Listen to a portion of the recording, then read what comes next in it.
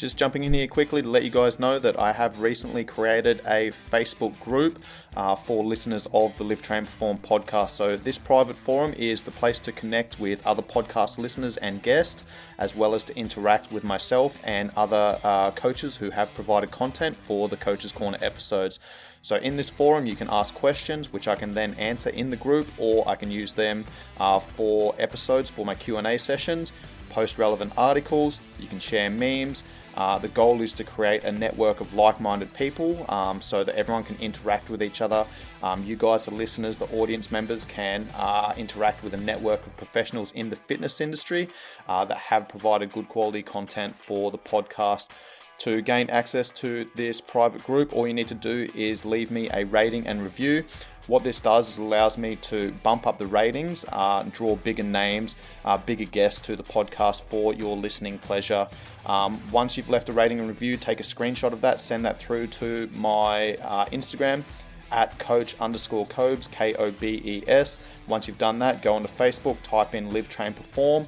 That group will come up, request access, answer the 3 questions, and I will grant you access.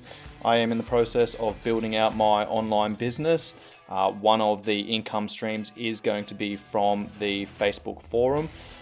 So I'm going to be allowing 50 people into that forum for free. After that, it will be paid access only. So get in early, be one of the OGs. Thanks, guys. Much appreciated. Hey guys, welcome to this episode of the Live Train Perform podcast. I'm your host, Sean Kober, and joining me is Alex Fina, who is a fitness entrepreneur who has been based out of Asia for the last 10 years. Alex, how are you, bro? Very well, man. How are you? Very good, mate. I've recently returned from 3.5 months away. Good to get back to Thailand. I saw you post something recently on Facebook, talking about mental health, talking about the journey that you're going through. And I've seen you post a number of those things over the last couple of months. And that's the reason why I'm sitting here today, is because I want to have a conversation with you about that. And I think there's going to be a lot of takeaways for my audience. So for my audience, can you give them a brief introduction to yourself? Sure. Right now I'm sort of taking a bit of a sort of career a pause, but formerly I guess the best tag for me would be a fitness entrepreneur. So I was in Hong Kong for 7 years prior to living here in Phuket. Had some businesses in Hong Kong. One was a large boot camp called Bikini Fit, a female-only boot camp, which was huge. We basically had sort of outdoor gyms. We'd train up to 400 women every single morning. Wow. Across, in Hong Kong? Yeah, across 4 different locations. Wow. So it was done with military precision. We would set up outdoor gyms. It was quite a sight. So that was a really successful enterprise. Moved on to setting up a sort of more scalable model called Pherform.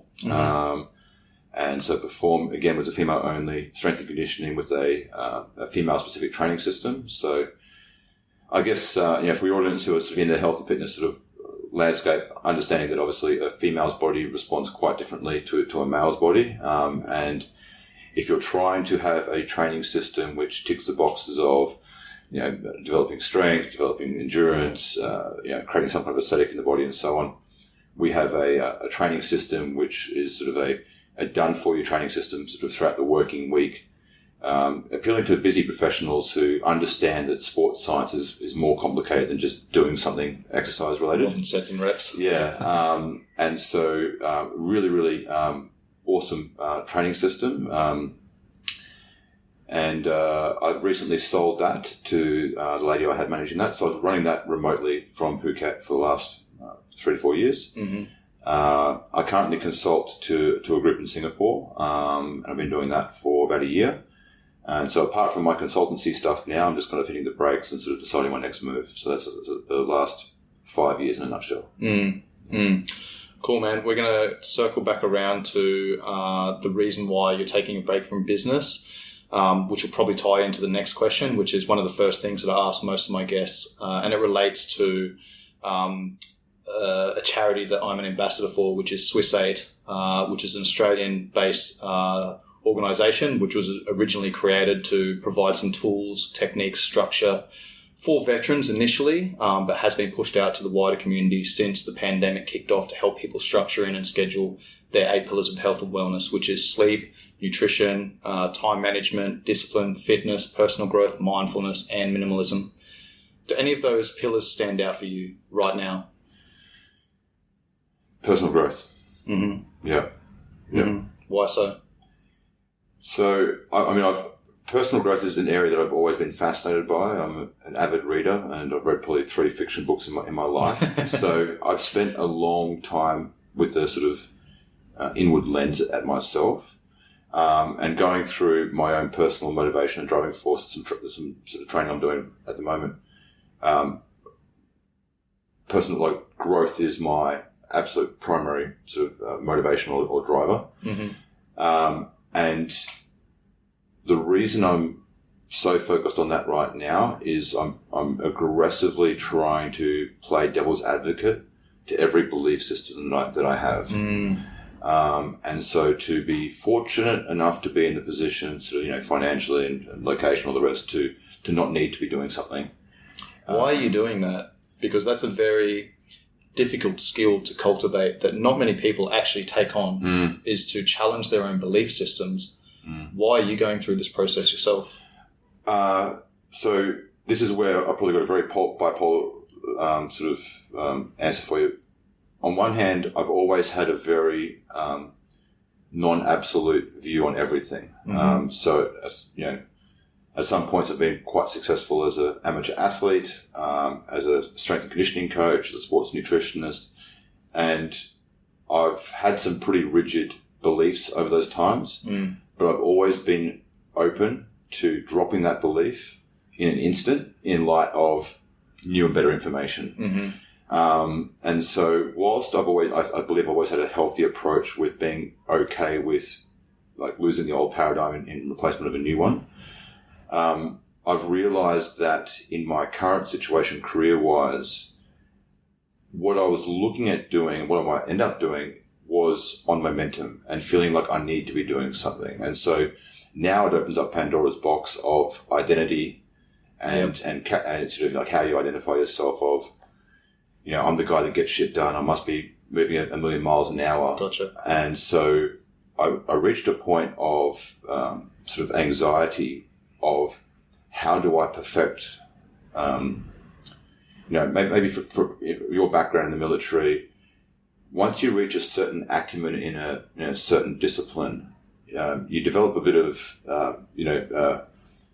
an ability to sort of see the future and sort of mitigate risks and sort of know probably what's sort of coming down the track. Yeah, gotcha. And so in business, I'm at that stage now where I'm not necessarily have a fear of failure. I'm going to launch something and it's going to be a disaster. I've done that more than enough times to not worry about that. My biggest fear is being financially successful, but being burnt out, miserable, sick, lonely, unhealthy, unhappy. And so I had a lot of anxiety and analysis about which working models for particular business opportunities that I want to pursue, of how do I make the right choice today rather than just work it out as you go, which most entrepreneurs do, of how do I... So you're essentially trying to mitigate risks ahead of time. Yeah. But did you find that was also creating some anxiety? Totally. Because there's things that you can't control? Totally. Yeah. And there's probably some opportunities which would be very advantageous from a monetary point of view, but not necessarily something which I'm passionate about. And so for me, loving what I do, feeling a sense of ownership, creativity, all those kinds of things is paramount. If I don't have that, there's no money in the world that could really motivate me to actually to do it. Yeah. Is this one of the reasons why you're taking a pause from business at the moment? Is to kind of take a step away from that subjective view where you're in it to then, take a bird's eye view, an objective view, and have a look at exactly what's happening in your entire life, because you have been quite successful at business, but I'm also assuming that that's, put stress on you in terms of relationships and, other areas of life. Maybe your health has taken a little bit of a hit and stress levels are really high, sleep has taken a hit, et cetera, which then obviously has a flow-on effect to, energy levels and your productivity and your hormones and libido, everything, man. Yeah. Is that the case? Man, I've had everything you mentioned and more. So, yeah, there's sort of like little chronological points that I can sort of recall where you can almost look at yourself from an outsider's perspective and think, this guy's got it all. Mm-hmm. And then internally it's like, why do I feel so bad? Yep. So yeah, I remember a particular situation. Do you want some examples of this? Or? For sure, okay. Man. For sure. So one situation was late 2015. So I was going to Vietnam to buy this property. And with HSBC in Hong Kong, there's like these different levels of the bank. You kind of got the standard bank, and then sort of you got a bit more money. There's like this level bank, and then, yeah. And so when I first arrived in Hong Kong in 2012, I was like, wow, this sort of strata banking system is like, one day I'm going to be in the rich person's bank. Was that ever a driver? No, it was the monetary thing isn't a driver. It was just like, it was more of an achievement of, and so I was going to Vietnam. I was getting a bunch of cash just for a deposit on this place in Hong Kong. Whilst I was there, they're like, "Oh, sir, you actually qualify for HSBC Premier." I was like, "Yes." Here I am. I'm flying to Vietnam to buy my first property. So I'm really happy that I'm buying my first property. I'm in the rich person's bank, and it was this auction. It was this very sort of exclusive sort of development, and like 100-something properties. I wanted one of them, and I managed to sort of pull the right lottery number out to have my option on the right place. And I got the place I wanted. I remember sitting at this hotel that night, and like I just had a couple of things, with, financially and sort of business-wise and personally, which I was really happy about at that time. That the sort of the pain and sacrifice had been sort of worth it. I remember sitting there at this hotel, like wanting to call someone to like, hey man, got this fucking amazing penthouse, and I literally couldn't think of anyone that I felt comfortable enough calling, where I was like, man, I've just ostracized everyone. There's just been one focus in my life, which is business. Mm-hmm. And now that I've actually been able to use that vehicle to have a little personal win, I'm like, I can't even share this with anyone. It's no good having something if you can't share it with someone, Yeah, dude, that is fucking powerful, man. That is powerful. And I'm sure there's people listening that can relate to that as well. Because something I always talk about is like the seasons of life, right?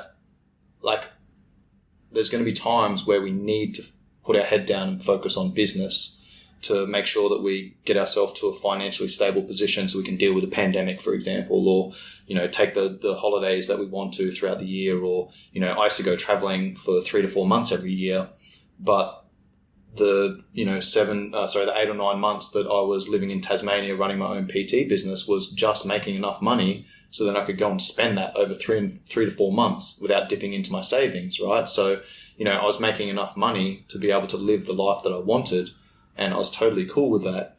But there's going to be times where, you need to get to a certain bank account level where you're, paying off your bills and you're in a position where you don't have to stress about money. But then once you get to that point, most people live on this hedonic adaptation, this hedonic treadmill where they adapt to having X amount of money, and then they think, oh, well, when I get to the next level, then I'll be happier. When I get to the next level, I'll be happier. When I have this car, I'll be happier. When I get a bigger house, I'll be happier.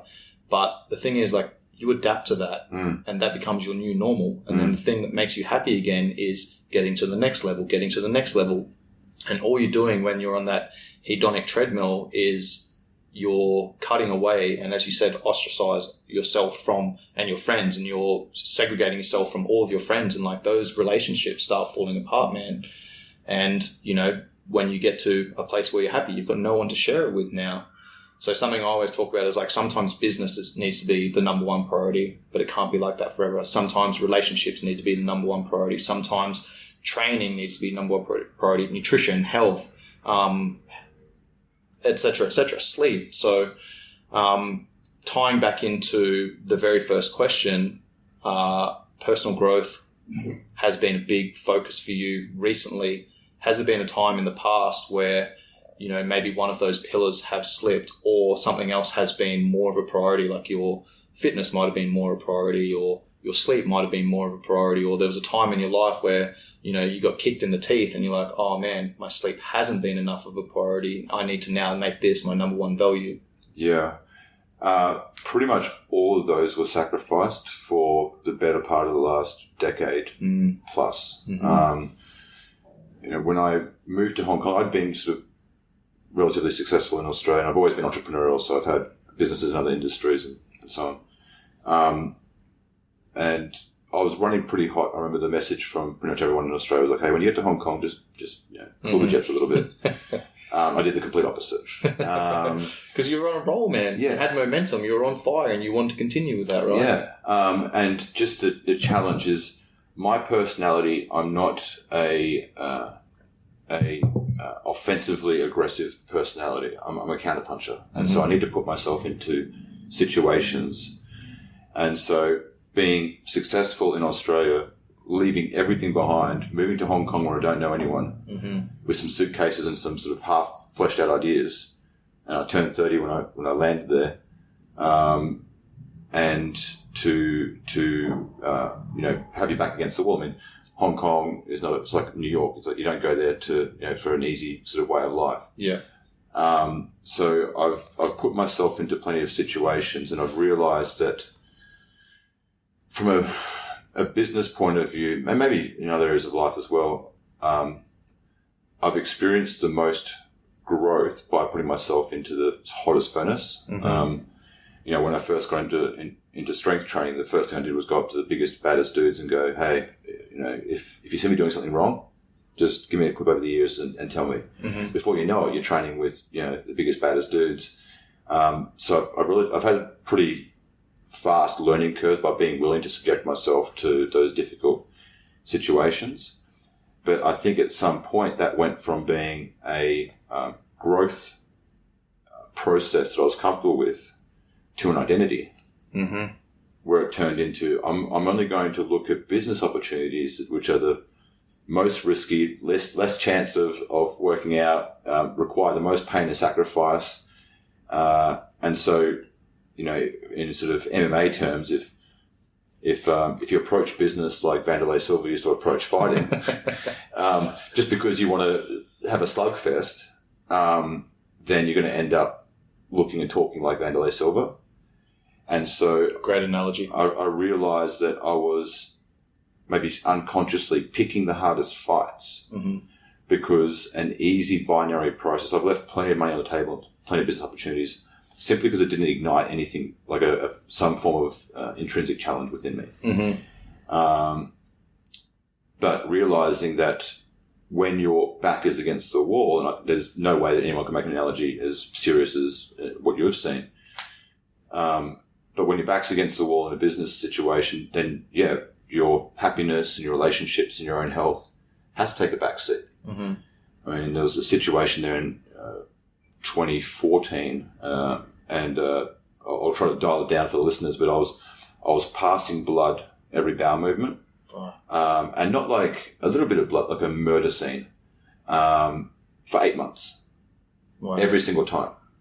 And I reached out to a doctor who was a very good friend of mine, who was doing some work with my business at the time initially, and she said thought it was one thing, but I just went quiet. And so my treatment was denial, and that didn't work very well. And not a good strategy. Eventually, this lady found out and freaked out, and I was seeing a specialist that day in hospital the next day, and sort of getting tubes put in me from either end, and diagnosed with autoimmune, a bunch of ulcers cut out of me and so on. But looking back at it now, I'm just like, what a fucking caveman to be like that unwell for that long, and just think I don't have time to be sick. And I think a lot of people fall into that trap of you're so tunnel focused on what you're doing that you're willing to martyr yourself in all these other areas. And eventually those other areas will bite you. And I had that happen in 2016 where I went through a very, very stressful period with a business partner in one of these companies, and there's some fraud and corruption, a lot of sort of really ugly stuff there. But I went from sort of the penthouse to the gutter overnight. And I woke up one morning with a feeling, the only way I can explain it, like I'd been shot. And the pain was incredible. No amount of medication would fix it. And it's a rare condition called brachial plexus neuritis. So I think there's an ocular neuritis as well. And so your immune system is attacking your nerves. My arm was paralyzed for about 2 months. I was seeing every doctor down to a shaman with burning sage. I'd see anyone. Eventually the pain subsided. Eventually I started to get some function back. I still got no rear delt on that side at all, and a lot of things I just can't do anymore. Just because of the nerve damage? Because of the nerve damage, and the neurologist because it's such a rare condition, all they know is it's triggered by stress. Well, that's exactly where you were leading then, man, and that was going to be my next question. Before I go into stress, though, I'm assuming that's why you've decided to take a little bit of a step back from the business now. It's because you can see yourself going down that same path again. Before I go into that, though, something that piqued my interest was, you've said numerous times now that you seem to operate well with your back against the wall, counter-punching, because, you're essentially being cornered and you have no option but to push forward and, operate. There's definitely going to be times in your life when using that operating system is going to work in your favor. But if you fall into that pattern where you use that all the time, that can then, again, lead to that stress and anxiety and affect your health, etc. Now, was there something that happened throughout your life that made you realize that you did perform well with your back against the wall? Or was it like a number of things where you found yourself in those situations and then you thrived in that situation? Yeah, I didn't have the greatest childhood. So, typical story, alcoholic, very abusive father with mental health problems and stuff like that. So home life wasn't fantastic, especially after my mum and the rest of the kids after the divorce, and I was just with my old man. So I probably sort of built this sort of victim, sort of underdog sort of mentality at that point in time. And if I look back at my adolescent years, in some situations I was pretty wild. So I was the guy, if you think about sort of an Australian sort of house party. I feel you, bro. There's an Australian house party and, there's a bunch of guys from some other school that turn up outside with metal sticks or whatever. Like, I'm the guy's like, let's go. Yeah. Rounding the boys up. So, I had this, I was quite angsty and sort of quite aggressive. And a lot of the times, unfortunately, it works for you, being a crazy person. And I was never one of the boys. I was never sort of part of the football crowd and so on. So it's probably a combination of, dealing with some level of sort of childhood trauma, maybe feeling like a bit of an outsider. You always felt like your back was up against the wall. Yeah. So that became somewhat of a defense mechanism. And then you started seeking out those, once you kind of started creating your own waves in life and creating your own journey, then you started seeking out those situations because you knew that you could get out of that position. You could thrive in those positions. Yeah, the grey area of conflict was always sort of a challenge for me. So the nuclear option was just like my only go-to. So that's what I'm trying to learn right now, because I've had this approach with a lot of things. If I was a coach and you were a client, you're obese, you're like, how do I lose weight? I'm like, well, look, nothing else in this world matters apart from this primary objective. So one of the things I'm trying to learn right now is differentiating efficiency and effectiveness, which is a challenging one. And I'm assuming someone like you heavily leans towards efficiency. However, if your most efficient path between point A and point B, it's also the most effective path. But if it's done in a way that other people so if your communication methods aren't resonating with other people, then it's not effective. It might be efficient, but it's not effective because it doesn't result in the ideal outcome. My sort of high cadence of work output has pretty much burnt out every business partner or employee that I've had along the way.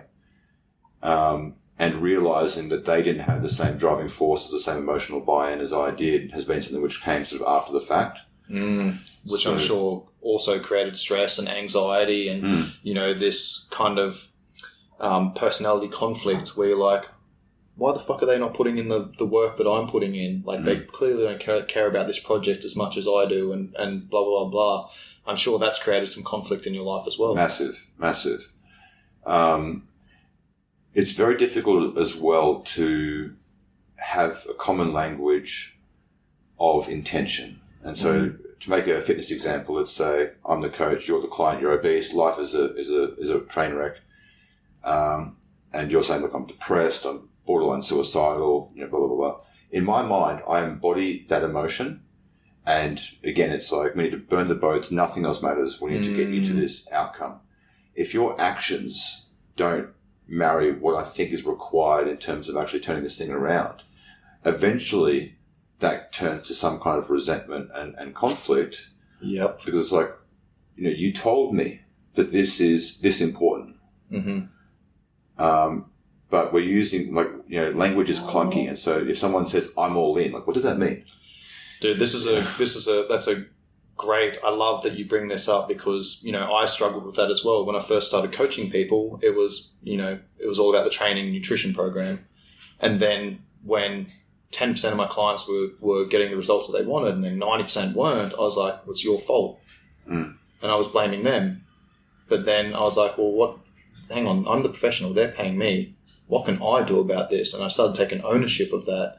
And then I started, doing my NLP courses and CBT and looking at psychological and behavioral change. And then gradually I started getting more clients to come on board, create these behavioral changes and, how they're talking to themselves and create these psychological changes that then carried over to getting the results by focusing on, the process rather than the outcome.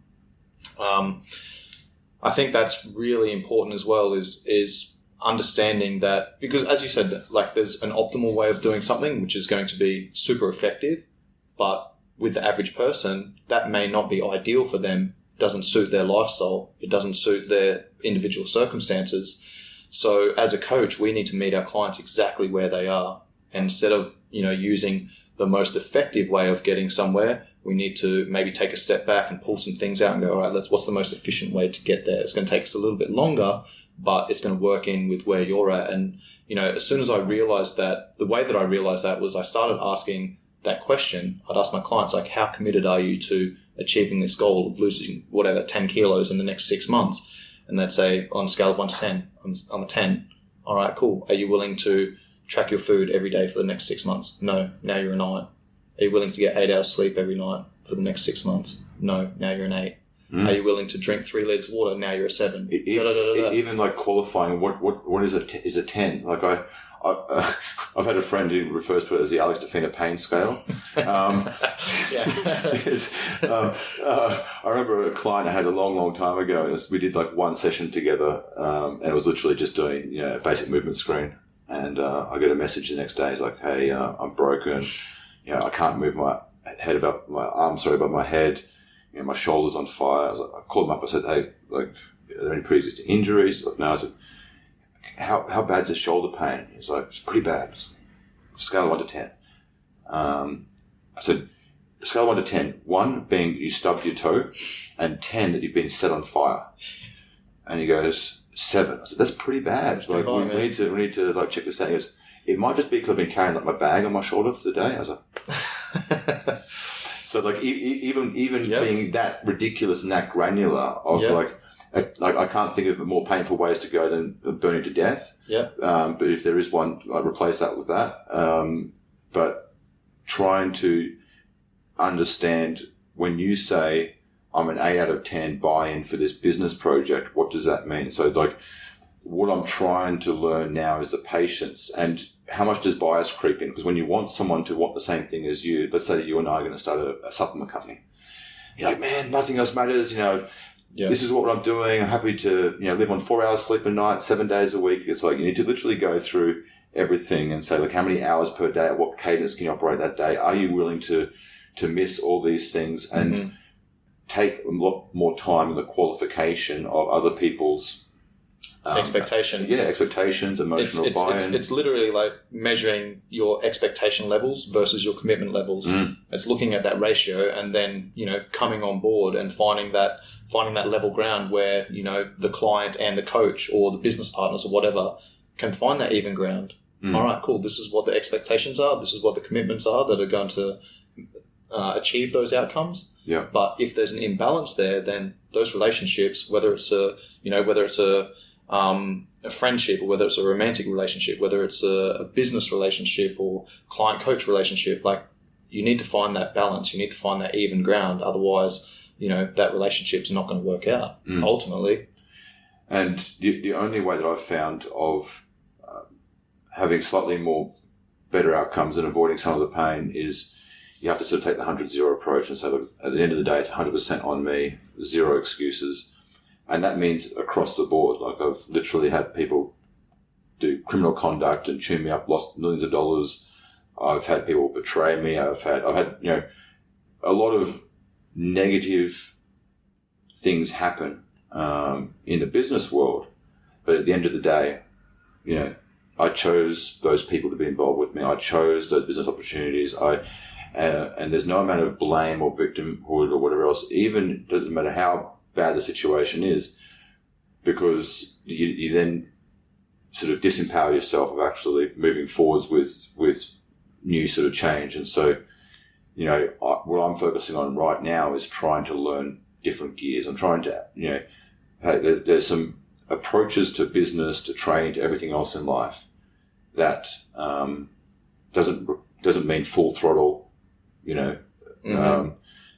and it's the same thing when it comes to training. I fully understand that, I'm 39 years old, spent a lot of time under the bar. I've got more injuries now than ever before and so on. Your warm-ups are lasting almost as long as you work. Yeah. And, I've had people sort of, preach a sort of more balance.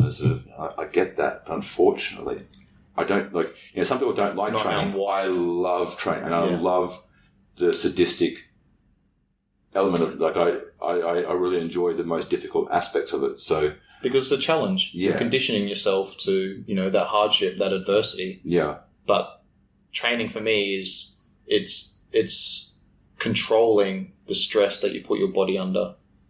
And this is the thing, man. Like stress is essential for adaptation, right? Like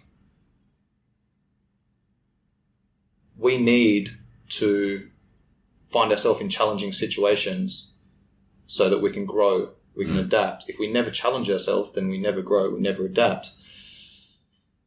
In saying that, like if we don't have any stress in our life, then, we don't have any drive, we don't have any motivation, we get lethargic, we're tired, like we kind of sit there and, then we don't feel good about ourselves. Yeah. But finding the right level of stress that's going to give you that motivation, that drive, but not too much that it pushes you over the edge and then starts taking away from other areas of your life. Finding that balance, man, that's a really difficult position to find. Now, is there anything you want to add to that? Well, I think that like one of the things I'm trying to learn right now is sort of, if you imagine a sort of happiness line, and below the happiness line is sort of unhappiness, and at the lowest point there's like another sort of strata, which is depression. Depression, yeah. And then you've got the happiness sort of section, and above that is apathy. And so, if you sort of took the sort of life criteria of, finance, career, romantic relationships, friendships, whatever, if you were to be, the genie of the universe goes, here, Copes, here's everything, you've got $100 million in the bank, you're the top of your field and everything you want to be doing, everyone in the world loves you, so you'd be miserable because you've lost the sort of the pursuit of something bigger than yourself and the process. So, training is a way to keep, I guess what I'm trying to do at this point in my life is to look at other areas outside of your career, because it's easy to identify yourself as, I'm the hedge fund manager, I'm this guy, I'm that, girl. It's much harder to look at yourself more comprehensively and say, well, as a hedge fund manager, do you know how to hunt a pig? And do you know how to drive a car off road? Do you know how to, there's other life skills you just got absolutely no ability to do. So, I'm learning Chinese. I'm spending more time sort of reading philosophical books and stuff like that. I'm just opening up more of my bandwidth to other areas of life for personal growth, rather than pigeonholing myself and saying I'm an entrepreneur, therefore my only value is the grind and sort of what I can create in business. Mm-hmm. Yeah, that's really thought-provoking, man. You mentioned earlier that you kind of had a little bit of a victim mentality, but what I'm hearing is you are taking more accountability and responsibility and ownership for your own thoughts and, your own life and finding that balance. Was there like a moment that, you realized that you were creating this victim mentality and you had to change that, or has it been something that you've been working on for many, many years? Great question. Yeah, the victim mentality, it's hard. I don't think it's necessarily corrupted relationships or situations overtly. Like I haven't hopefully approached situations like, this has been some situations from my past, therefore I've got a sense of entitlement, or, my actions are excusable under this sort of context. Mm-hmm. But I think the victimhood is probably manifested in myself much more of never being worthy. Mm. And so my comparisons are ridiculous. I've seen 3 counselors / therapists, whatever, in my life at random situations, never for more than 1 or 2 sessions at a time, but I literally had 2 people say almost the exact same thing verbatim, which was in their career, they've never met someone who's as irrationally ruthless on themselves as I am. And so where do you think that comes from? Definitely from my childhood, I think. And whether it's nature versus nurture, I don't know. I've spent so long trying to attack my own ego. I was aware of sort of much more bigger issues than a child should be. So my father was very intellectual, but obviously had a lot of his own problems. So I remember grade 2, so you're probably like 7 years old, going to school, and I'm getting these kind of like incoherent, drunken lectures about what's going on in Rwanda between the Hutus and the Tutsis. And so I've got like nothing but genocide in my mind. I'm going to school, and there's kids playing with Teenage Mutant Ninja Turtles. Mm. And so I had this kind of like weird disconnect of like the rest of the world. There's people, dodging bullets and dying from hunger and all the rest. Getting massacred in the streets. And here we are. And so it created this sense of feeling unworthy for a long period of time.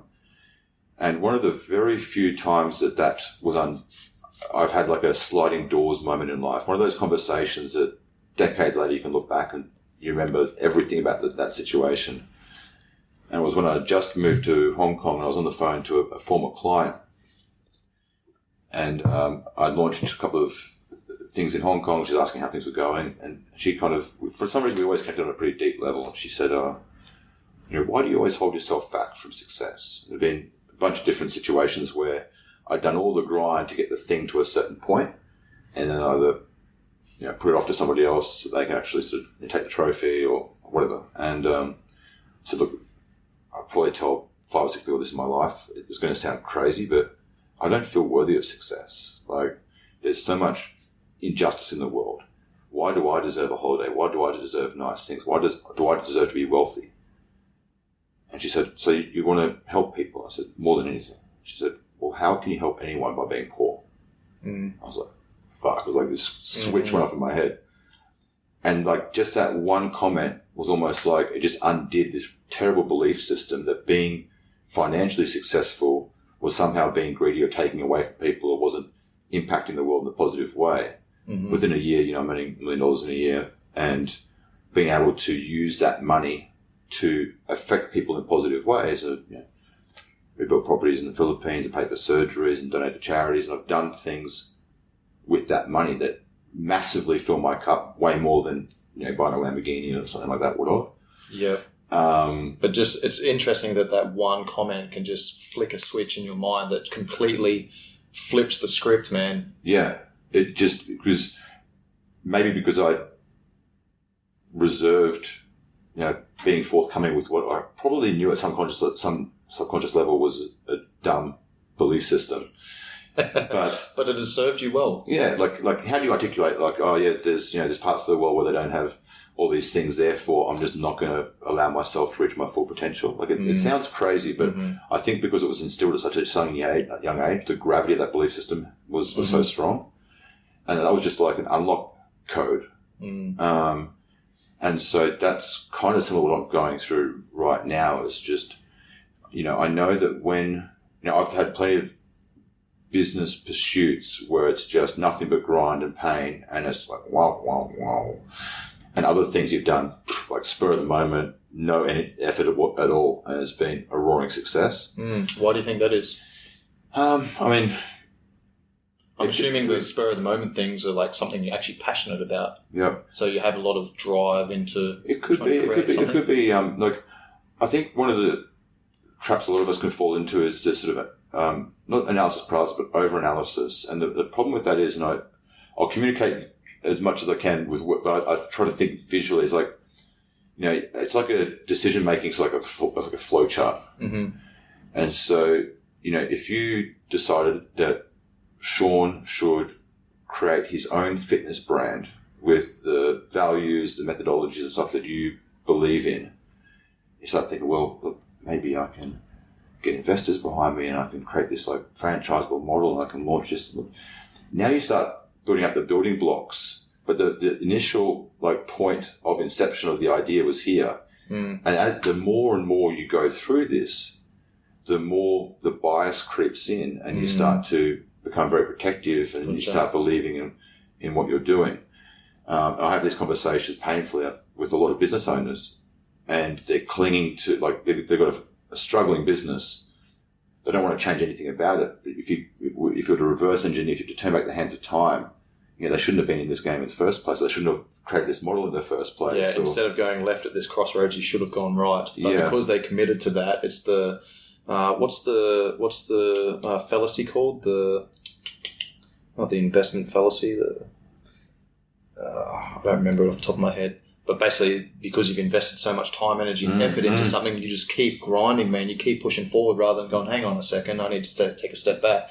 This is not working. So I'm assuming that a lot of the business owners that you're working with are in that position where they have invested so much time, energy, effort, money into where they're at. And then for you to be like, hey, this system's not working, like that's a hit to the ego, right? Especially if your identity, like mine, was/is, because I wouldn't profess for a second to be, fixed or cured.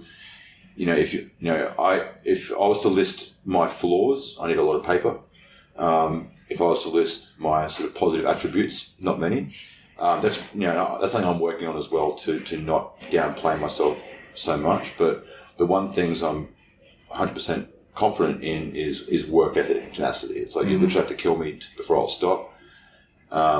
To a fault sometimes. To a fault. And so, the analogy I was sort of playing with at the moment is like if I'm banging my head against a wall and you're like, bro, there's like a door there and a door there's a door there. I'm like, man, I need to keep banging harder. I'm going to bang harder. And you're like, it's not going to work, man. It's like, no, I can't stop banging. It's like at some point, and I think because we live in an age where, whether we want to admit it or not, we're so influenced by factors that we can't control through social media, that, we've got these different voices sort of affecting our worldview. So you can kind of take this sort of, Gary Vee approach. It's like, live on coffee and adrenaline, just hustle, grind. Yeah. And then you've got, some, spiritual sort of person that you follow who's this sort of ocean of calm and balance and, yin and yang of life and so on. Mm-hmm. And then, you aspire to be this athlete. And so if you sort of, to break it down, I definitely suffer from this. It's like, I want to be this superstar, amateur athlete, but I also want to be, Elon Musk. And I also want to be some enlightened Ram Dass spiritual guru, but I also want to be this. And it's this impossible standard we set for ourselves. Yeah. And unless we take a moment to stop and to sort of do a self-audit, then all we're going to do is keep repeating the same mistakes. and be back in the same situation. And so that's how I sort of come to terms with my because it was really hard to hit the brakes, really, really hard. You know, when I made a decision, it was like 2 months ago, day one, I'm just thinking like, what do I do? Let's talk about that decision. Why did that decision come up? Was there some telltale signs that you were going down that same path that you'd walked earlier, where you did have some health implications? I'm assuming there was not only health implications, like physical health, but mental health implications as well. The mental health, luckily there's no physical health issues. The mental health was just shitting blood for months. The mental health was a sense of anxiety, which again is like a bit of a clunky word. Like, does anxiety mean fear? Does it mean maybe unease would be a better word to sort of describe it? Is I felt like I need to be doing something immediately, and I think that's a combination of momentum from the past and just, you know, my identity is Mr. Work. You know, being in a place like Phuket is very healthy for me. Yeah. Because the landscape doesn't allow for me to be the most neurotic version of myself. Like, that's a big part of my rationale for being here is... 100%, man. 100%. This is such a great environment to, you know, to find that balance. Yeah, like, I can grind when I need to, but then I'm like, hey, I haven't been to the beach for 2 weeks. Like, fucking stop working at 3 o'clock and go to the beach and hang out for the afternoon and get the sand in between your toes and some wind in your hair. Yeah. The moment, the sense of unease was just kind of like, it went from like a dull hum to kind of like this roaring sense of discomfort affecting my sleep and building up. And I think it was twofold. One was, I'm trying to reverse engineer my dream outcome and trying to, like, my ability as an entrepreneur is I can think laterally very quickly. And I can manage businesses because I'm aware of all the different divisions that's going on. Mm-hmm. But if you lock me into like one domain or one division, then that's like toxic for me. Mm-hmm. And so, because I'm trying to sort of like roadmap, okay, you know, am I launching business consultancy in this path? Am I launching marketing agencies in this path? Am I starting another fitness brand? Am I moving from some of these products that I want to get behind?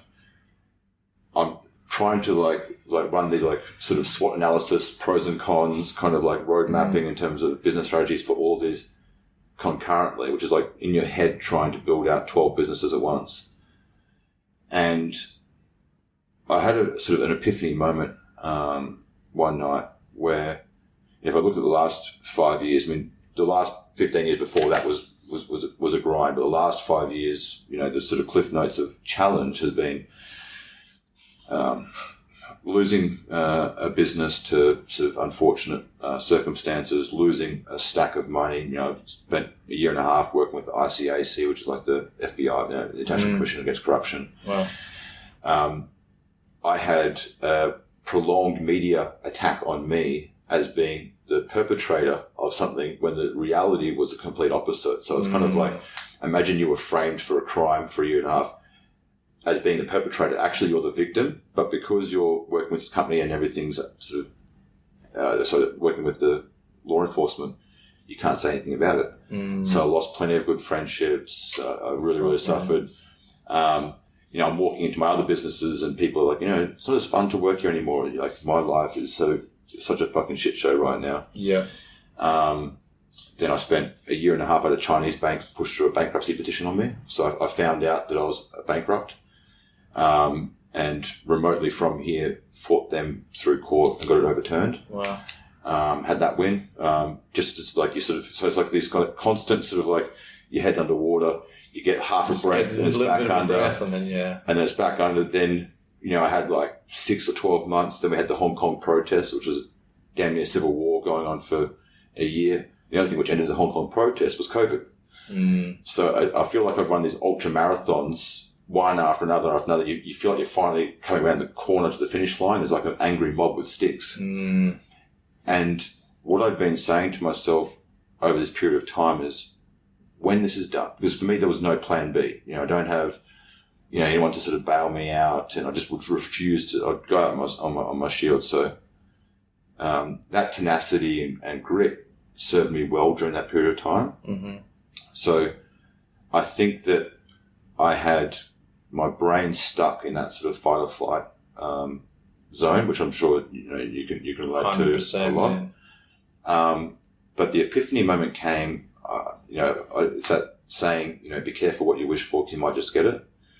I've been saying to myself for 5 years, man, if anyone knew what I'm juggling right now, I'm running several companies, technically bankrupted, but companies are still operating, and I'm trying to fight these guys in court, and there's other litigation going on for a lot of money, and it was like all I wanted to do was to have some time off. And I thought, when all this is over, however it plays out, I'd love to have 6 months or 12 months where I can just lose myself. Like my plan would have been, literally go and spend a month in some ashram in India, go and do something else, open myself up to new experiences, new people, and to see if that novelty opened up something in me. It's like, hey man, I just love painting, and I'll spend the rest of my day being some broke painter. Like whatever it is, if that means happiness, because for the last 5-6 years, it's been constant chaos and drama and putting out fires and having no one really to sort of share in this challenge with. And now that I'm in that position, all I'm trying to do is, what's the next thing? What's the next thing? Yeah. And I thought, you mad bastard, like you've been hoping for this moment where you don't have to do anything and to sit still and to let the dust settle. And now that you're in that position, all you want to do is launch the next thing and let's go again. Yeah. So, because you get stuck in that cycle. And, that's a great point that I want to dive into a little bit deeper is like, you create these circumstances where you can put yourself back in that fight or flight response, where you're creating stress for yourself so you can produce cortisol and adrenaline because that makes you feel good, that makes you, motivated, that gives you drive to work towards something. And then when you're not in that state, you're like, what do I do? Yeah. So much of my behaviours and habits were based around being that guy, and so not having those time pressures anymore and those responsibilities is something very, very new, foreign to. Yeah, and I think this is across the board. It's why do people stay in toxic relationships? It's they feel safer in the bad environment than the opportunity of something new. Mm-hmm.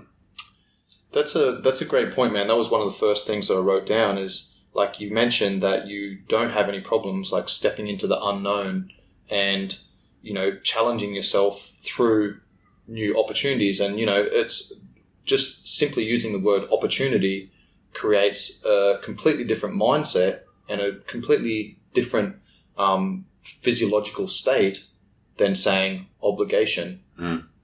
They're essentially the same thing. Right? One person says opportunity, one person says obligation. Which person do you think is going to go out and achieve that thing, put themselves in a good position to be able to achieve their outcomes, right? So how do you put yourself in that mindset, or how have you created that mindset where you are comfortable walking into the unknown? And you did mention, you're cool with failure, understanding that failure is going to be part of the process, and without failure, you can't have success. Maybe in my primitive sort of caveman brain, what I've been able to do is to look at a period of stillness as being very, very difficult, not being lazy, apathetic, unmotivated, which is definitely how I'd otherwise sort of view that. So it was in that sort of like that build-up period where I was so frenetic of like, what am I going to do next? Recognizing that, hey, I've got every reason, I don't want to work for the next decade, I'm good. Why am I making, I solved these issues because I finished litigation, sold my company, a bunch of things all happened within a very short period of time. So it's almost like you've had like this huge chapter of your book and then all these problems get solved on the last page. And now it's like blank pages. What next? And so I think that I was, reverting back to how I've done everything of like, look, just, point and shoot and work it out as you go. Mm-hmm. Because that became part of your identity. Yeah, definitely. And you felt that if that was taken away from you, then who am I? Like, what what am I doing? Why am I getting out of bed now? And I've always tried to look at anything which frustrates me in other people. Like I do really subscribe to that idea that when you see character traits in other people that frustrate you, you're casting a mirror onto parts of yourself. Yeah. And so I'm definitely my personality. I'm the guy. I didn't have a drop of alcohol for 8 or 9 years. My food was super religious, super diligent, so on. But I've also been the fat guy that will eat a tin of Milo, before going to bed every single night. So I look at a lot of these things as like they're like habits of like train tracks, and when you're on it, you can sort of stay there. Mm-hmm. But if you get sort of shunted across to another train track, if you're stubborn and sort of pig-headed and all the rest, and so I think a lot of people in fitness, when you look at a lot of, from a general population perspective, when I look at most fitness coaches, they probably think, this coach just loves reading about biology and physiology and anatomy, and they just must have come out of the womb. It's like, how many coaches come from a background of addiction, abuse, trauma, stack, and poor relationship with food, poor body image, etc. Exactly. And so they've found a way that they can take that energy and put it into something more positive. They have a transcendence in themselves, and they want to evangelically share that with other people, which is amazing. Mm-hmm. But they're still a victim of potentially falling back into those same traps because they're just, running on momentum. And so I recognized that that's what I was doing. I was running momentum. Like, I need to launch my next thing. Doesn't really matter what the next thing is. And that's when all this over-analysis sort of came into play. And I recognized that the monster under my bed that I don't want to look at is stillness. And when I was able to look at it in that way, I was like, oh, okay, if I've built up stillness as being the most difficult thing that I can do for myself right now, then it's okay to do it, because now it's like a challenge. And that's simply reframing. Yeah. You're still approaching the exact same thing, right? But before you're looking, it goes back to what I said before, before you're looking at that as an obligation, I can't sit in silence. Like, I've got to be doing something. I've got to be writing stuff down. I've got to be emailing. I've got to be, mind mapping things. Whereas that's, man, I can't remember who said this. It was a famous philosopher that said something along the lines of, a lot of the world's problems would be solved if people could learn to sit in silence by themselves. Yeah. We are constantly looking for distraction. Yeah. We're constantly on our phone. We're constantly have things in our ears. We're constantly doing things, man. But how many people actually take the time to create and cultivate that stillness? It's such an important element, man. And it's a skill that needs to be practiced. You need to condition yourself to doing that. And this is where, the mindfulness stuff comes in for me. It's like, I have a mindfulness practice every single morning, and I do it some nights as well when I feel like I need to kind of create a little bit of gratitude and empty my mind and create that stillness so I can, recharge my batteries, knowing that I'm setting myself up for sleep. How many people, go from looking at their phone or watching Netflix or something, and then, they just turn everything off and they put their head on the pillow and expect to get to sleep, man. We've got these routines that we go through all throughout our life, but people just think they can just put their head on the pillow and go to sleep. It's like, man, you need to set yourself up for that. Like, if we go into the gym, you probably have a routine that you go through to go to the gym. Maybe you take a pre-workout, maybe put on some music, maybe have a stretch, you get yourself in the right mindset, and then you drive to the gym knowing exactly what you're going to be doing. People don't have the same thing with, some form of meditative practice where they focus on their breath work. People don't have a practice where they unwind leading into sleep. How has your mindset changed over the last couple of months since you have put a break on the business? Like, what are some of the challenges that you faced going from being go, go, go all the time to now trying to cultivate that stillness in your life? It was definitely an ongoing process. I'm very fortunate that a friend of mine who used to work for Tony Robbins has been doing some of the Tony Robbins training, which I'm sure has, it's nothing revolutionary. It comes under sort of many shapes and forms, but looking at my belief systems, looking at what motivates me and what propels me, and so the more time that I spend doing that, I'm just the layers of the onion are just starting to sort of emerge. And so I've become way more comfortable with sitting still, because I know that my happiness, my clarity, my commitment to my next business endeavor will ultimately dictate the sort of the weight of that success, the speed of that success or failure. And rather than thinking about success as that sort of, so that little success meme, people think of it like this kind of like perfectly linear sort of thing like this. It's like this big Mr. Squiggle. I can definitely relate to that. And so, when I'm feeling like I'm forcing something, that's a bit of a universal signal that I'm on the wrong track. And to sit back and to look at, myself, how I can be a more sort of comprehensive, because I believe I'm happy, but I've clouded my degree of happiness with these really bad, self-sabotaging sort of, like one of the things I used to do in business, for example, is I'll preface everything I say with, I don't know anything about this. And I do. And it's like I'm forcibly putting myself in underdog status. So like, let's say I'm hiring a marketing agency to work for one of my companies. So I don't know anything about this stuff. You guys are the experts. And then I start building up this, because then they start talking sort of down to me and so on, when I know way more than they do. Yeah. And then I'm like, okay, I'll sit down and sort of get this. So I was creating these dynamics all the time because I felt that, so I think what it's trying to do is I'm trying to be the antithesis of what my father was, because, he's a 120 kilogram big guy. And I was used as a punching bag for a good chunk of my life. So I think, full circle, it does stem from sort of childhood stuff of, I never want to intimidate or sort of be overbearing on someone.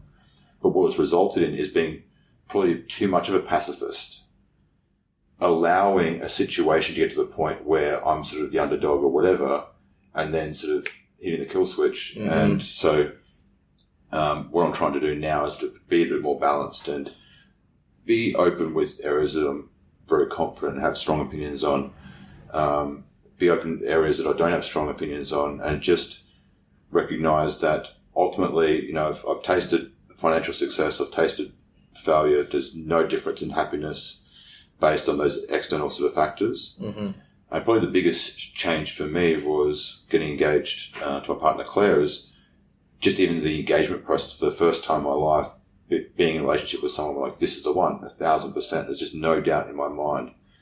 That becomes the filter for everything else in my life. And so it's like, so you're looking at the world through a new lens. Yeah. How do I look at life? Or how do I be the best partner to her and the best father to our kids? As well, I can't be that guy bouncing all over the world, doing business, making shit happen all the time, because I'm going to be an absent partner and father. I can't be picking the hardest fights in business because I'm going to be stressed out. And so, just using this time to sort of, I heard something recently, I can't remember where it was from. It was like, okay, I'm 39. There's a good chance, failing a motorbike accident, which is highly probable here in Phuket, but something else where, we could live to 120, and so if that's the case, your entire life, we're still in the first chapter of a 3-chapter book. Yeah. So all those experiences, good or bad, and sort of be able to just pull the lens out and to look at your life like a book and say, okay, what if anything's possible? Like, what if I want to become an artist? What if I want to become a musician? What if I want to do anything? And, I've definitely made that mistake of, I wouldn't say judging people, but if I looked at someone, because I was so tunnel focused on business, I couldn't understand why why other people might not be. But now I have much more appreciation. If I see some yoga teacher who just loves teaching yoga and they've got no sort of financial aspirations, but they're just completely, happy. Fulfilled in what they're doing. Yeah. It's like in that Tim Ferriss book, Tools of Titans, he talks about this guy, probably butchering this story, but some Wall Street guy who, typical story, work hard, play hard, was sort of burnt out, goes to Argentina for a surf trip for a week, extends for like 3 months. Very common in a place like the soil, right? You know, how many people come here for a month and a year later they're still here? Yeah. And just completely re-evaluates everything in his life. And recalibrated as well. Yeah, and goes back to New York, resigns, goes and sets up a surf school in Argentina. Most of his clientele from his existing network, so bankers, lawyers, and so on. And he said almost the exact same thing happens with all of them. They extend their trip, and as they're leaving, like, man, if I could live your life, he's like, you can. You can. Yeah. Like, because the kids are going to school, and I'm due for promotion. Like, you can, but you have to be willing to let go of all those things. And Claire, like I love the idea, like, you have to be willing to let go of good in order to be great, but that also lends itself to the hustle, work. Yeah. Claire, my partner, reframed that a little bit for me. She's like, in order to be happy, you have to be willing to let go of everything you think you are. Yes. So how do I attack my own identity and sense of self? Because if that's not as happy as I want to be, I have to be willing to let go of all of it. It can't come with strings attached. It's like, I'm willing to let go of these things, but these things are... And that's a really scary concept, I think, for most people, of like, to hit the refresh button of everything you think you are. Like, what if you can't be Cobes, S&C coach? You can't be Cobes, the sniper. You can't be like... Dude, 100%. And this is, the identity crisis that a lot of people have gone through with, the pandemic. People they become, their identity is, who they are, what they do. And when they were no longer able to go into work, when they were no longer able to support their family, like, their identity fell apart. And, this is where a lot of mental health implications have increased over the last year and a half or so. And, there's a number of factors that are involved in that, but, a big problem that we are seeing is people losing their identity, man. It's a big problem that, has come up time and time again with myself as a veteran. There was a period of time where I kind of lost my identity, where, I was Cobes the sniper,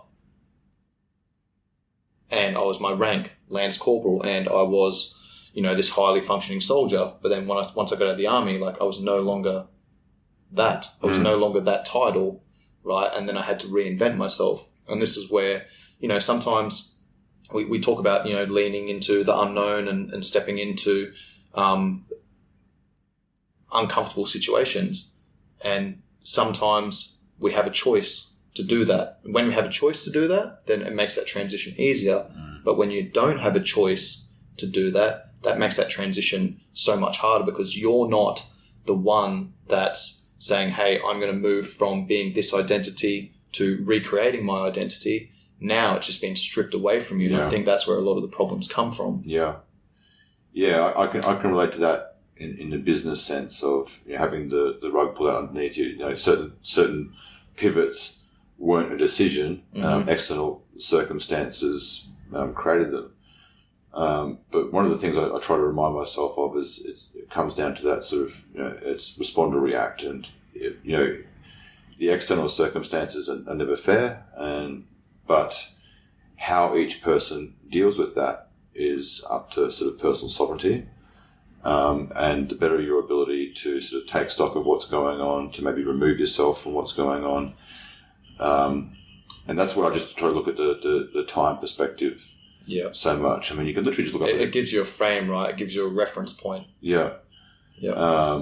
I took a little picture of the sunrise this morning and put it on my Instagram. It was like, just sort of talk about the fact that the sun's about like 5 billion years old, and 5 billion years it's going to like swallow up everything. It's like, how big's that problem you're like building up in your head? And you're like, it's so easy to lose focus of the bigger picture. Like, we're literally swimming in a soup of infinite possibility.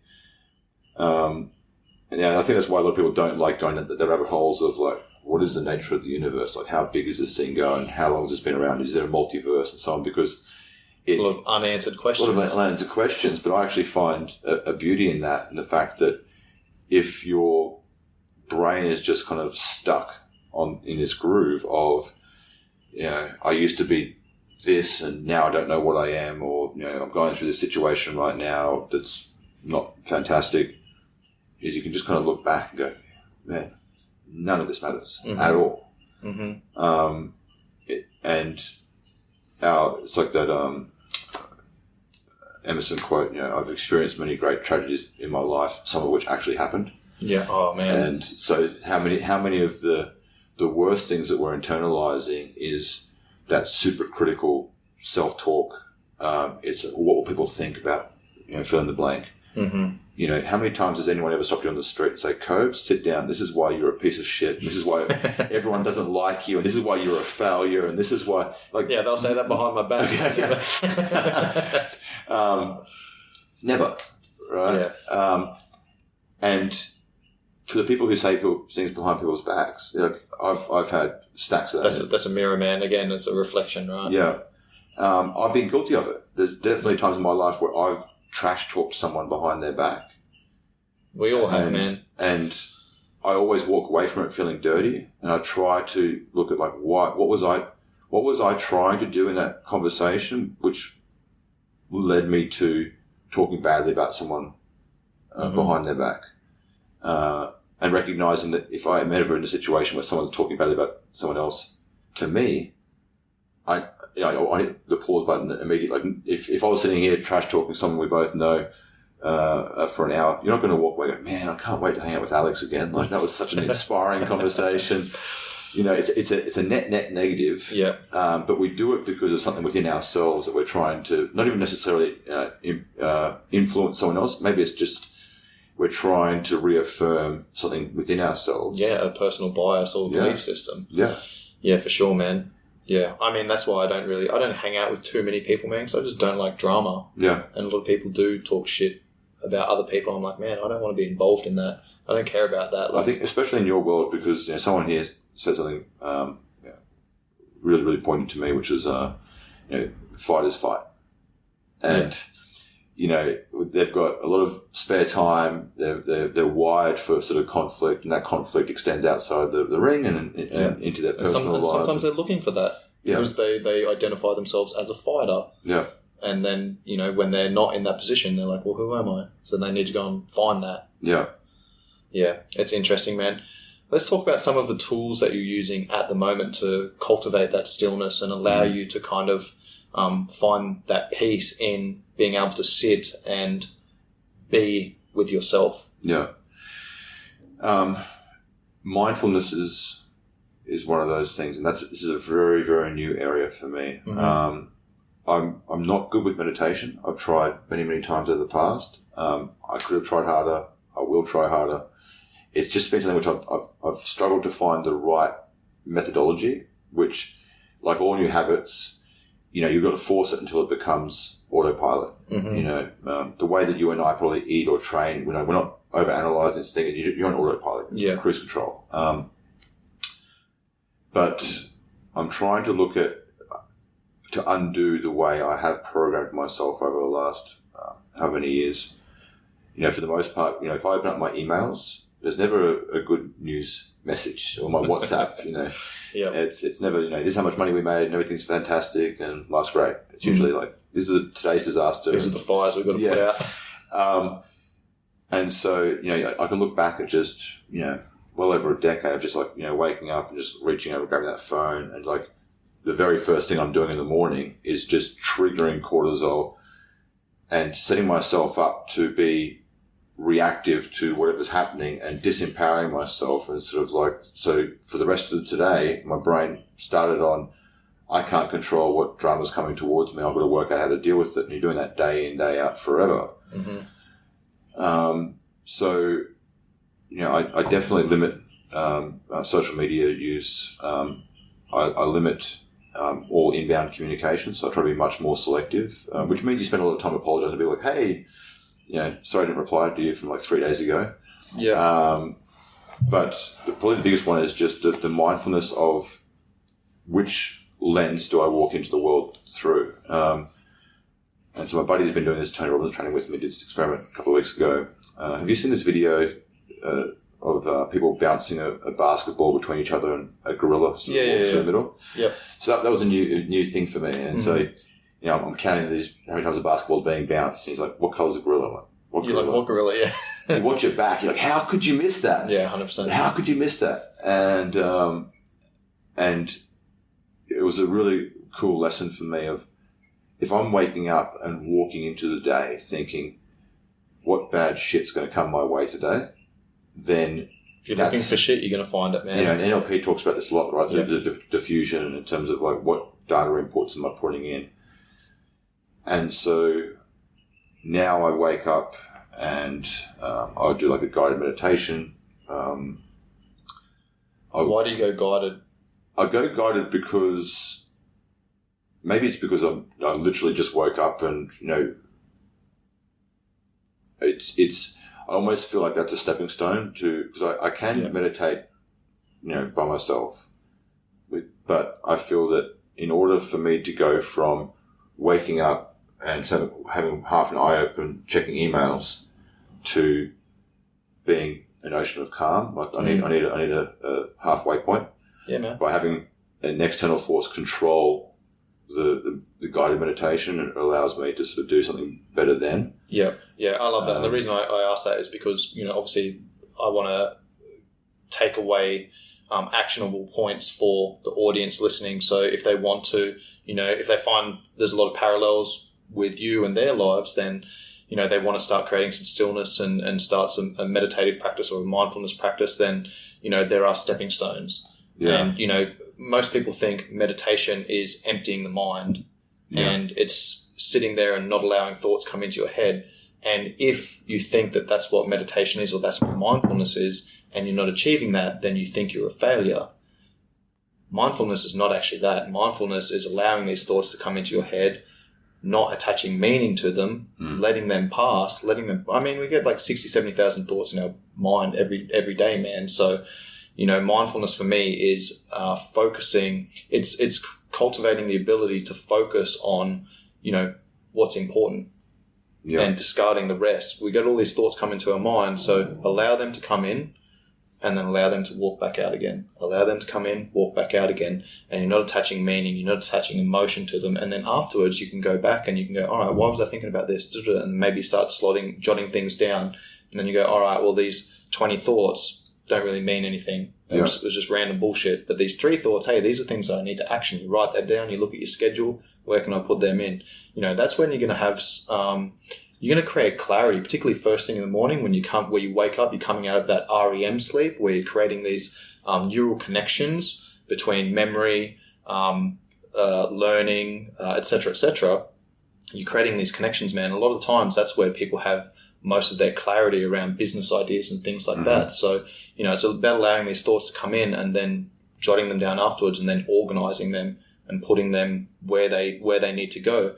And what that does is it allows you to just create an intention, and it might just be focus on the breath. Yeah. Focus on the breath. That's the one thing that I can control. These thoughts come into your mind, let them pass, back to the breath. You might only take 2-3 breaths before your mind starts running off, but as soon as you realize your mind runs off, you come back to the breath. And that just cultivates that discipline to then focus on the things that you can control rather than things that you can't control. And as you said, that guided meditation is a stepping stone, because a lot of people, again, can't sit in a room by themselves and let their mind roam free because they don't know how to process it. They don't know how to deal with it. Whereas, doing that guided meditation, instead of focusing on your breath, you're focusing on the voice and you're paying attention to that, which is one of our senses, right? And that's what mindfulness is. It's simply paying attention to your senses. A lot of the times I'll close my eyes because our visual system is so strong and we use it, for the most part throughout the day. It's one of our primary feedback systems. So I'll close my eyes and I'll just pay attention to my breath, but I'm also listening. I'm also smelling. I'm feeling, letting those thoughts pass and then, processing them afterwards. Yeah, so I definitely control my mornings. That's in terms of like for your audience, like actionable sort of takeaways. I definitely subscribe to controlling your mornings. That really sets the tone for the rest of the day. So what have you changed from what you're doing before to what you're now doing over the last couple of months? So I think before I was much more disorganized and sort of chaotic, and that was a relatively acute thing over the last 5 to 6 years, whereas previously I was very diligent in terms of like, I wake up, I do this. So my morning routine is more focused on mental health and well-being than it is physical health. So, I'm not one of these guys who wakes up and, I have this many drops of lemon and Himalayan salt into this thing, and then I do an ice bath for 28 seconds, and then I do like 14 and a half burpees to do some neural charge. And so I don't touch my phone at all, apart from the alarm, and setting so the very first thing upon waking up is a 10-15 minute guided meditation. Then I've got a book. Like, even journaling was a new concept to me, because you hear people journaling. It's like, what does that mean? Like, you just kind of like start incoherently rambling through the book, turn into something like Ted Kaczynski. So I've got a framework of sort of like a couple of areas: happiness, excitement, gratefulness. What about challenge? Yeah, challenge is one of them, or growth. Mm-hmm. And then, so like for each one, I have a question that I sort of write an answer to. What am I happy for today? Why am I happy about that? What do I hope to gain by sort of being happy about this? And so I go through that list. Very similar to, have you read that book? The lady who wrote The Secret, and she wrote The Power. Mm-hmm. And so she's got a process like this. It's a 30-day, the book is like a guide for a 1 month process. Right. And so each chapter is like one little thing. So day one is, write down 10 things that you're happy about or grateful for today. Mm-hmm. And then you do that every single morning for the next 30 days. And then the next day you do this nighttime routine. The next day you add this extra thing on. And so, it's a guided meditation, and then it's sort of a gratitude practice. And what I'm really trying to do by that is, like that gorilla sort of videos, I'm trying to set my perception to what are all the things that I should be overwhelmingly happy about today. Mm-hmm. I've got a list of things on my phone, which I just wrote down as truth in my notes section. And I'm a big believer in affirmations. So I'll say, I'm financially free. I am successful. I'm loved by those who I love. All these things which deep down I know, but I've allowed the voices to sort of take over from time to time. So meditation, a sort of mindfulness practice of trying to set my perception, and then some sort of affirmations. I then go for a walk first thing in the morning and watch the sunrise coming up, which for me is a beautiful moment of sort of like just it's recalibration. It's a blank canvas. Mm-hmm. It's an opportunity that we all have every single day, is to watch the sunrise come up and say anything is possible today. I could have died in my sleep. I can choose to be the person that I want to be, or moving towards the person that I want to be today, or I can be whatever. I love that. And I'll listen to an audio book as I'm doing that, or I'll mix it with a bit of a social sort of time. Then I'll go to the gym. And so what I'm trying to do is bank like personal growth, some sort of mindset stuff. I'll say something to my partner each morning. So I'm sort of ticking the boxes of like love, friendships, physical activity. So by about 9 o'clock in the morning, even if the rest of the day just whatever happens, mm-hmm. I feel like I'm sort of moving the needle on those areas, mm-hmm. which are the sort of core areas that I sort of value. And then as I've got better at controlling my morning, the diffusion starts to happen throughout your day, and you start to realize, hey man, I'm suddenly okay not doing anything during the day. Yeah, whereas before, if I had 10 minutes of downtime, I'm like, you lazy piece of shit, you're going to fail, you're going to affect everything. So I've got more comfortable being calm. and more comfortable with the unknown of like, I don't know what I'm going to do next. I've got some ideas, but until I know with such a high degree of certainty that I'm willing to commit fully, I'm willing to commit fully right now to focusing on me, to rebuilding myself, to focusing on my sort of health and vitality and all the rest, because, hey man, I've got 2 more chapters of life to go. And so, yeah, for anyone who's at a crossroads career-wise, you know, whether it's a career, relationship, anything else, and they're going through similar stuff, which is a lot of people are, you know, failing any other pearls of wisdom, I think that the best thing they possibly can do is to control that morning. Because sometimes I think it's easy when you're in the heat of battle, metaphorically, when people say, I just wake up and I do my journaling. It's like, what does that mean? And, you know, some of our influencers, you know, there's a stack of people on social media that some of them used to work for me, people I know. And, you know, last year they were, you know, smoking ice and doing whatever. Now they're sort of like, you know, doing Instagram stories 18 times a day. It's like, you are the universe. And it's totally, it's like, Jesus, it's like, because the new age sort of cult phenomenon of, you know, enlightenment has become, so like cliche or confusing. It's hard to sort of like go, okay, separate the signal from the noise. Clarify mindfulness. Yeah. Clarify being present. Otherwise, it turns into this word salad of like, I'm just turning up, I'm being very authentic today, Sean, and just thank you for also being present, but also being authentic. It's so vulnerable. And it's like, eventually... You did that so well, bro. Hey, let me grab my phone and film that. I practiced. So, let me go live for a second. You know, and, you know, maybe I need to dial down my sort of like why that sort of triggers me, like this kind of like word salad sort of stuff.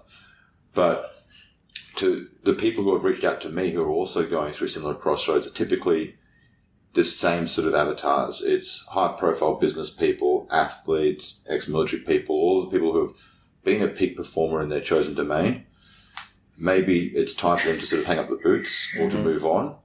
And now it's like, hey, man, I've got no idea. Difficult, man. I've got no idea what I do next. And so, you know, I think that one of the things that there's a guy who's got a YouTube channel, Sean Ryan, Vigilance Elite, ex-SEAL. I'll write that down. He does these really good long-form podcasts, and it's usually with special forces guys, law enforcement, and so on. And but he's also very vulnerable, open, transparent, authentic. And he talks about the fact when he worked for the CIA after SEALs, and then ended up with a bad coke problem, alcohol. Typical sort of story, and people ask him like sort of how he sort of got his life back on track. And he said he literally changed everything, not just his actions throughout the day. He literally moved across the other side of the country. Environment's a big one, bro. He changed what music he listened to. He changed what clothes he wears, because I think for all of the sort of positive messages that are out there, if you're still in an environment where it's the same group of friends and it's in the same job, you've got all the same environmental triggers, it's very difficult to overcome that. We don't have, you know, we've got this kind of prehistoric sort of biology. And so I really do subscribe to that idea, is like, as much as you possibly can, change as many things in your environment as you sort of practically can. If you need to. Yeah, if you need to create that growth, because, you know, my life is super simple and easy here, man. I love it that way. I've literally set, like, the last 10 years, people like, obviously been back in Thailand for a week now, and people are like, how's it been back in Thailand? I'm like, I love my life. Like, I'm so grateful for everything that I have and all the decisions that I've made to get me up to this point, because my life is super simple. It's super easy, man. It's drama-free. It's stress-free. Like, and I love what I do every single day. And, you know, I choose to do these things. I'm not being forced to do these things. So, you know, if I want to change something, then I need to change something. But right now, I don't need to change anything. So if your life is really good and you're happy with where you're at, then sweet, you don't need to change anything. Maybe tweak and adjust and add a few little things in here where you're looking at that personal growth and tweaking a few things to get you moving in the right direction, or learning new things to continue growing and developing. But if you're in a position where you're not happy and you're miserable and, you know, you don't like where you're at and you want to move yourself in a different direction, then absolutely you need to create those changes and make those good habits the path of least resistance. because we do have this, people do fall into their identity. And if they are in a certain environment, like I know, man, when I'm around my army mates, like we don't catch up very often these days. Every year I go back to Australia for Anzac Day, and it's like the one day of the year that all the boys put aside their own lives, families, etc., to hang out for a couple of days, talk shit, reminisce, throw back some beers. And like as soon as we get around each other, man, we just fall back to the soldiers that we were, man. Sure. We're just talking shit. There's so much like trash talk and banter and swearing and things like that. And it's just like that's the environment that we came up together through. And as soon as we get back together, that's the same environment that we fall back into. But then we know that that's only going to be for a couple of days. And then, we go back to being the person that we are again. Yeah. Yeah, it's very difficult to.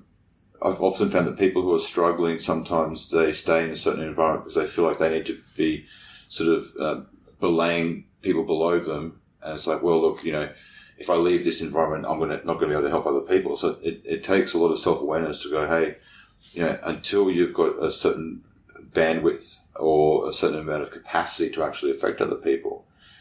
It's this oxygen mask analogy, right? You've got to fix you before you can help anyone. Mm-hmm. And you can try to be a hero and just hold your breath and try to help everyone on the plane, but it ain't going to work out too well. Yeah. I love that analogy. Yeah. And so I've worked that one out the hard way. Because even when I hear that in the airlines, I'm like, quit masking yourself. I'm like, nah, fuck it. It's just like, what about that? What about that? Yeah. And the best way that you can actually help other people is by being the best version of yourself. And it's not a selfish endeavor. It's actually selfless, because when you're at your best, then you can help others be at their best. Exactly. I love that, man. That's a great place to start winding up the episode. What I want to finish up with is a question that I ask most of my guests. The name of the podcast is Live, Train, Perform, which stands for Live Life to the Fullest, Train to Your Potential, Perform at Your Best. What does that mean to you? Live life to the fullest? Yep. Yeah. Train to your potential. Train to your potential. Perform at your best. Perform at your best. Okay. Live life to the fullest for me would be literally like if you could live 1,000 lifetimes in one, then that is a rich life to me. So, travel, explore, new experiences, new people, new ideas, like be open to all of it. We're here for such a short period of time. There's so much to take in. Mm-hmm. Living life to your fullest would be just being open to all and seeking new experience. Because I'm personally a creature of habit. I'll find 2 restaurants I like and I go, great, I'll eat there forever. And so luckily my partner is much more adventurous than I am. And, by default, I have a lot more new experiences through her. Train to your potential, I definitely resonate with. I'm at a point now where the glory days of just kind of adding plates to the bar and sort of bending steel are sort of in the rear vision mirror. And it's just about recalibrating. It's like, what do I suck at? I suck at this. I suck at this, Unfortunately, when you get into things later in life, I banged up some discs in my neck recently in jiu-jitsu, so that's out. Banged shoulders, I can't train Muay Thai. So now I'm doing yoga, which I'm terrible at. But it's just a new way to start something from the ground floor, which is, as long as there's no ego attachment, is awesome, because there's only one way you can go, improve. It might be slowly, but you can't get any worse than terrible. So if your starting point is absolute 0, then by default you have to be improving at some sort of speed. Yeah. And improving in something is way more fun than going on the decline. Yeah. Perform at your best. Perform at your best would come down, I think, to, I would probably internalize that more as a impact on the world. How do I be the happiest, most content version of myself, so that in my business, in my social relationships, my romantic relationship, interacting with someone taking my coffee order in the morning, as much as possible that I can have that interaction being something which makes their day better. Mm-hmm. It's that extra smile, it's extra thank you, it's being very attentive, listening to someone as opposed to just waiting for my turn to speak or sort of thinking about something else in the day. And if that is sort of how I can conduct myself day to day, that I think that, the world has more colour and that, things are more enjoyable. So I guess that's how I'd summarise my understanding of what you do. Awesome, man. I love all of that. For me, live, train, perform, like that is a self-fulfilling prophecy, right? Like if I'm living life to the fullest, then I can train to my potential. And if I'm training to my potential, then I can perform at my best. Performing at the best allows me to live life to the fullest, right? So that's what it means to me, man. But I always love hearing people's perspective when I, say that mantra. I want to know what comes up for them. But mate, this has been an incredible conversation. I've really enjoyed it. I think the audience will definitely get a lot of actionable takeaways from this. So Alex, really appreciate your time, mate. Thanks, man.